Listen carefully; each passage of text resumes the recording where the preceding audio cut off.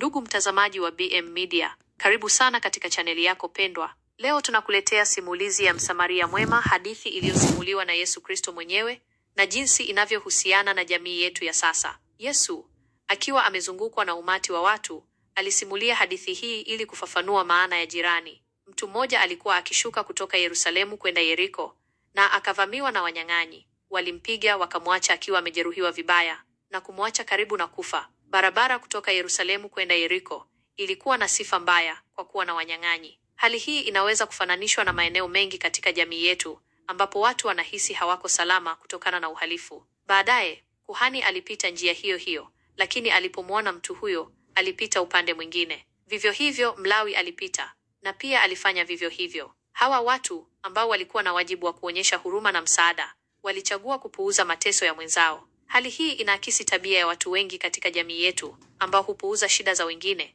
wakijali zaidi usalama na urahisi wao wenyewe. Lakini Msamaria, ambaye alikuwa akisafiri pia, alipomwona mtu huyo, alimhurumia, alimsogelea, akamfunga majeraha yake, akimimina mafuta na divai ili kutuliza maumivu na kuzuia maambukizi. Kisha akampandisha juu ya mnyama wake, akampeleka kwenye nyumba ya wageni na kumtunza. Siku iliyofuata, alitoa dinari 2 kwa mwenye nyumba ya wageni, akimwambia amtunze na kwamba atalipa gharama zozote za ziada atakaporudi. Tendo la Msamaria lilionyesha upendo wa kweli, upendo usio na masharti. Alijitoa kwa ajili ya mtu asiyemjua, mtu ambaye labda alikuwa adui yake. Hii inatukumbusha kwamba upendo wa kweli huvuka mipaka ya kabila, dini na hali ya kijamii. Yesu aliuliza, ni nani kati ya hawa watatu unafikiri alikuwa jirani kwa yule mtu aliyewavamiwa na wanyang'anyi? Mwanasheria akajibu, yule aliyemwonea huruma. Yesu akamwambia, nenda nawe ukafanye vivyo hivyo. Uhusiano na jamii ya sasa. Mstari wa hadithi ya Msamaria Mwema ina mafunzo muhimu sana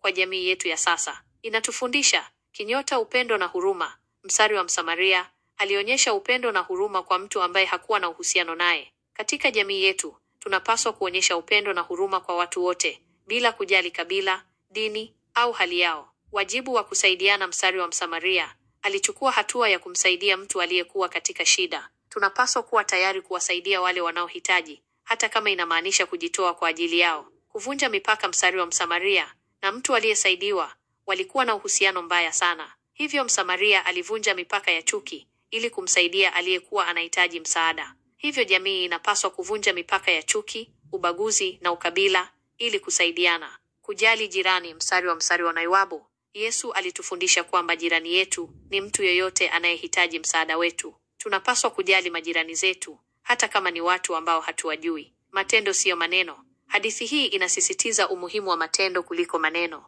Inaonyesha kwamba upendo wa kweli hudhihirishwa kwa matendo. Ukarimu. Mstari wa Msamaria alitumia rasilimali zake kumsaidia mtu aliyekuwa katika shida. Tunapaswa kuwa wakarimu na kugawana tulionayo na wale wanaohitaji. Katika jamii yetu ya sasa, kuna watu wengi wanaohitaji msaada wetu. Tunaweza kuwa Wasamaria wema kwa kuonyesha upendo, huruma na ukarimu kwao. Tunaweza kuwasaidia wale wanaoteseka kutokana na umaskini, magonjwa au majanga ya asili. Tunaweza kuwasaidia wale wanaohisi upweke au kutengwa. Tunaweza kuwasaidia wale wanaohitaji faraja na matumaini. Hadithi ya Msamaria Mwema inatukumbusha kwamba sisi sote ni sehemu ya familia moja ya binadamu. Tuna wajibu wa kuwajali na kuwasaidia wengine, hata kama ni watu ambao hatuwajui. Tunapaswa kuwa tayari kuvunja mipaka ya chuki na ubaguzi na kuonyesha upendo na huruma kwa watu wote. Usisahau kusubscribe channel ya BM Media kwa simulizi pendwa za Biblia.